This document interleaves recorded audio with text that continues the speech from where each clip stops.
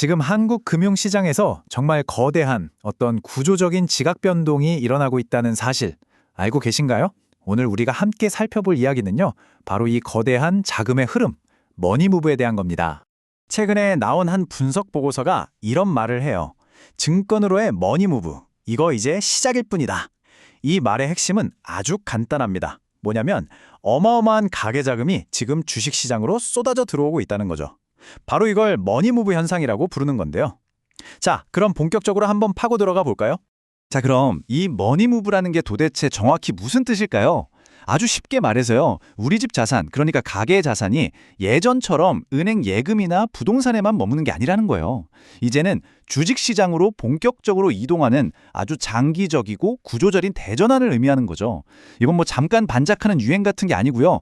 한국 경제 전체로 봤을 때 굉장히 중요한 변곡점이라는 뜻입니다. 아니, 그럼 이 변화의 규모가 대체 어느 정도일까요? 자, 이 숫자를 한번 보세요. 무려 132조 원. 감이 잘 안 오시죠? 이게 뭐냐면 지금 증권사에 애취돼서 나 이제 투자할 준비 다 됐어 하고 대기 중인 고객 예탁금, 그러니까 소위 말하는 실탈입니다. 정말 어마어마한 액수죠. 아니, 근데 왜 하필 지금일까요? 이렇게 거대한 자금 이동이 왜 지금 이 시점에 일어나고 있는 걸까요? 보고서는요, 이게 절대 우연이 아니라고 말합니다. 세 가지 강력한 요인이 정말 완벽한 타이밍에 딱 만나서 만들어낸 일종의 퍼펙트 스톰의 결과다, 이렇게 분석하고 있어요. 자, 그 세 가지 요인이 뭐냐? 첫째는 정부의 친시장 정책, 둘째는 아주 폭발적으로 늘고 있는 기업들의 실적, 그리고 마지막으로 우리 손안에서 모든 걸 가능하게 만든 모바일 트레이딩 기술입니다. 그럼 지금부터 하나씩 자세히 뜯어보겠습니다. 자, 첫 번째는 정책입니다. 지금 정부가 코스피 5천 시대를 열겠다, 이런 강력한 의지를 보이고 있잖아요. 근데 동시에 부동산 시장은 규제로 꽉 묶어두고 있죠. 여기에다가 기업 밸류업 프로그램처럼 주주들한테 유리한 정책까지 막 쏟아내고 있으니까 자금이 어디로 가겠어요? 당연히 주식시장으로 흘러 들어갈 수밖에 없는 환경이 만들어지고 있다는 겁니다. 두 번째 요인은 바로 기업 실적입니다. 이 그래프 한번 보세요. 여러 섹터들의 순이익 전망치를 보여주는 건데, 와, 특히 저 반도체 쪽 상승세가 정말 가파르죠. 한국 경제의 심장이라고 할 수 있는 반도체가 이렇게 잘 나가니까 이런 탄탄한 펀더멘털이 투자자들한테 이 시장 믿을만하다 하는 강한 신뢰를 주고 있는 겁니다. 그리고 마지막 세 번째, 바로 기술이죠. 사실 이게 정말 큽니다. 이제는 뭐 누구나 스마트폰 앱, 그러니까 MTS 하나만 있으면 너무나 쉽고 편하게 주식 투자를 할 수 있는 시대잖아요. 바로 이 엄청난 편리함이 젊은 세대의 개인 투자자들을 시장으로 마구 끌어들이는 일종의 기폭제가 된 셈이죠. 자, 이 머니무브의 흐름을 볼 수 있는 또 하나의 아주 중요한 전쟁터가 있습니다. 바로 퇴직연금 시장이에요. 이 차트를 보시면 아직까지는 은행이 절반 이상으로 가장 큰 파일을 차지하고 있죠. 그런데 정말 흥미로운 건 저 증권사 비중이 정말 무서운 속도로 커지고 있다는 점입니다. 네, 바로 이겁니다. 미래에셋증권 같은 대형 증권사들이 이 거대한 퇴직연금 시장에서 점유율을 아주 성공적으로 뺏어오고 있는 거예요. 그동안 은행 금고에 잠자고 있던 그 막대한 돈이 이제 증권사로 흘러들어가면서 시장의 판도 자체가 바뀌고 있는 거죠. 자, 이렇게 쭉 들어보니까 이런 궁금증이 생기지 않으세요? 이렇게 엄청난 개인 투자자들의 자금이 한꺼번에 움직이는 게 과연 역사상 처음 있는 일일까? 보고서는 아니다라고 답합니다. 그러면서 놀랍게도 1990년대 미국을 딱 지목해요. 지금 한국에서 벌어지고 있는 이 현상이 과거 1990년대 미국에서 일어났던 일과 소름 돋을 정도로 닮아 있다는 겁니다.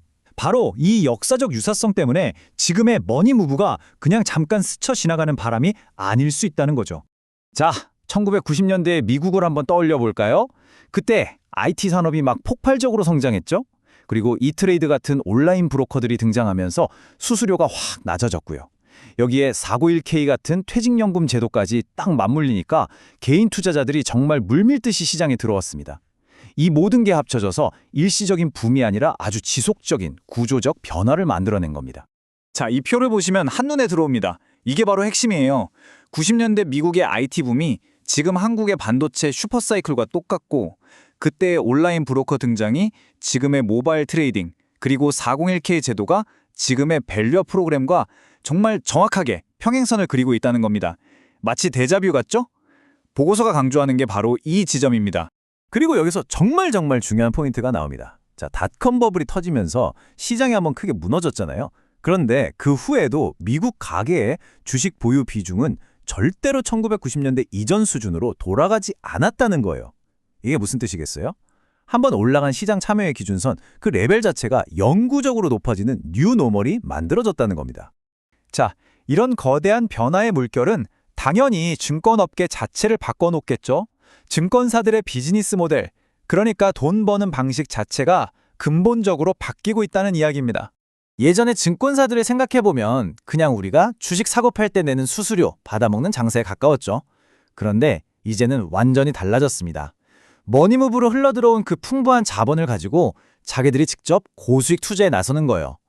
훨씬 더 똑똑하고 정교한 투자 기반의 비즈니스 모델로 진화하고 있는 겁니다. 이 새로운 모델이 어떻게 돌아가는지 보여주는 아주 구체적인 사례가 있습니다. 보고서를 보면 미래에셋증권이 스페이스X나 xAI 같은 아직 상장도 안 된 엄청난 기업들에 직접 투자를 해서 성공했다는 내용이 나와요. 여기서 막대한 수익을 올린 거죠. 이제 증권사는 더 이상 단순한 중개인이 아닙니다. 거대한 투자은행 IB처럼 움직이고 있다는 뜻이죠. 자, 그럼 이제 거의 다 왔습니다.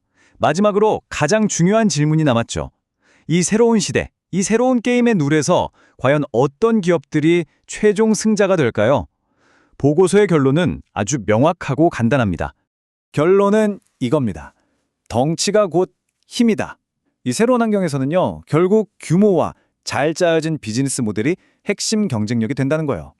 다시 말해, 엄청난 자본을 바탕으로 과감한 투자를 할 수 있고 또 밀물처럼 들어오는 개인 투자자들의 돈을 잘 담아낼 수 있는 그런 대형 증권사들이 시장을 완전히 장악하게 될 거라는 분석이죠. 그래서 보고서는 최선호주로 구체적인 기업들을 딱 꼽았습니다. 바로 미래에셋증권, 한국금융지주, 그리고 키움증권. 이 세 회사가 바로 분석가들이 보는 이 시대의 최고 수혜주들이라는 겁니다. 네, 이렇게 한국 금융의 완전히 새로운 시대가 열렸습니다. 오늘 쭉 보셨듯이 이 거대한 머니무브는 그냥 잠깐 스쳐가는 유행이 아니라 어쩌면 우리 금융시장의 체질 자체를 바꾸는 거대한 구조적 변화일 가능성이 높아 보입니다. 과연 이 새로운 질서, 이 뉴노멀은 30년 전 미국의 길을 그대로 따라가게 될까요? 아니면 그 누구도 예상치 못한 우리만의 완전히 새로운 미래를 만들어낼까요? 이 질문을 여러분께 던지면서 오늘 분석은 여기서 마치겠습니다.